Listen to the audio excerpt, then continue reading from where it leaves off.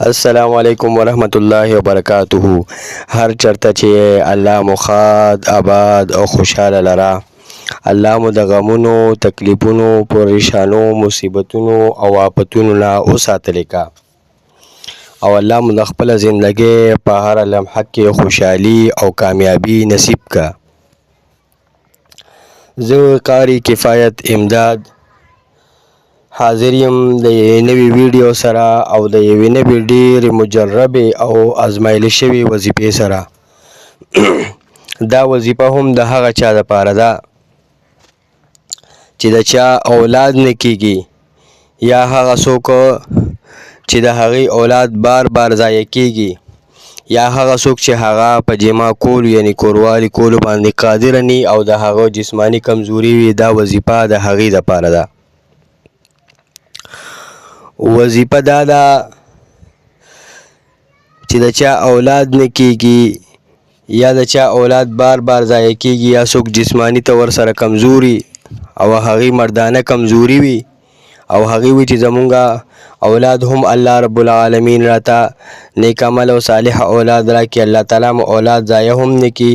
او یا څوک سړي داسې وي چې هغې وایي چې زمونږه مردانه قوت الله تعالی برابر کړي. نو دغه مقصد کې د کامیابۍ دپاره دا وظیفه ده او ډېره مجربه او ازمایلې شوې وظیفه ده. وظیفه دا ده چې کوم سړی دغه تیر شوی مقصدونو کې او مقصد هغه حاصلول غواړي، نو د هغې دپاره دی دغه انسان دا څوک چې اولاد یې نه کیږي یا اولاد یې ضایع کیږي یا مردانه کمزوري ده، په دې کې چې کوم دی هر یوه مسله ده، نو هغه د 41 ورځو پورې روزانه 41 ورځو پورې د روزانه 313 پیرې د الله رب العالمین دا صفتینو النافع دا دی وی. 41 ورځو پورې روزانه 313 پیرې د الله رب العالمین دا صفتینو النافع دا دی وی. او د دې د ویلو طریقه دا ده چې د الله رب العالمین دا صفتینو دا به د ماسخوتن د مونځ نه پس په تیاره کې په یو ځای باندې وی او په اودس کې به وی، په دې کې به خبرې نه کوي. تر 41 ورځو پورې روزانه 313 پیرې النافع دغه لفظ به وی، او دا به ماسخوتن مونځ نه پس په تیاره کې وی، په اودس کې به وی او خبرې به پکې نه کوي. 313 پیرې دا به 41 ورځو پورې وی. او دې سره بله وظیفه دا ده چې هغه روزانه به صورت ابراهیم وی. د چا چې اولاد نه کیږي یا د چا نارینه اولاد نه کیږي یا د چا مردانه کمزوري وي او هغه دغه کم مسایل چې دي دغه حل کول غواړي، نو هغه به روزانه صورت ابراهیم یو پیروي او په یو کجوره باندې به دمی، او هغه کجوره به د ماسخوتن د مونځ نه بعد چې کله دغه وظیفه وکړي، نو دغه وظیفې نه بعد به هغه کجوره بیا خوري. روزانه به صورت ابراهیم وی چې په هر څه ټیم کې صورت ابراهیم وی، نو د هغې نه بعد په یوه کجوره دمی او ماسخوتن مونځ نه پس چې کله د النافع والا وظیفه وکړي، نو دغه وظیفې نه پس په دا کجوره خوري. نو روزانه به دغه النافع دا لفظ دا د ماسخوتن مونځ نه بعد 313 پیرې وی تر 41 ورځو پورې، او دا به ماسخوتن مونځ نه بعد بیا وی په تیاره کې به وي، خبرې پکې چا سره نه کوي او په اودس کې به وی.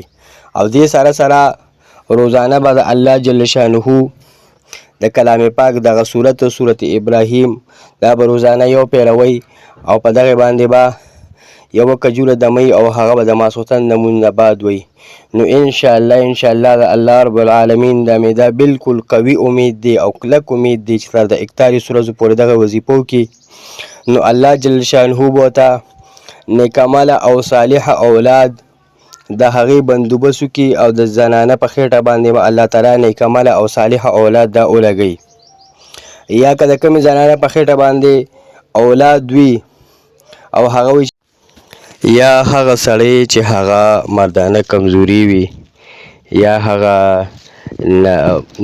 زنانه چې هغې وي چې زما د کور والا مردانه کمزوري ده او دغه الله رب العالمین دا مردانه کمزوري دا ختمه کړي، نو دغه مقصد کې د کامیابۍ دپاره د هم دغه وظیفه کولی شي. امید دی چې په دغه وظیفه باندې به تاسو پې شوې، که چېرې وظیفه باندې نه یې پې، په وظیفه کې په کم ځای هم نه یې پې، نو تاسو زما نه په کمنټس کې تپوس کولی شئ. انشاءالله ستاسو د هر سوال جواب به تاسو ته میلاویږي. تر بلې ویډیو پورې مالې اجازت راکې. هر چېرته چې الله مو ښاد آباد او خوشحاله لره. الله مو د غمونو تکلیفونو پریشانو مصیبتونو او آفتونو نه وساتلی که. السلام علیکم.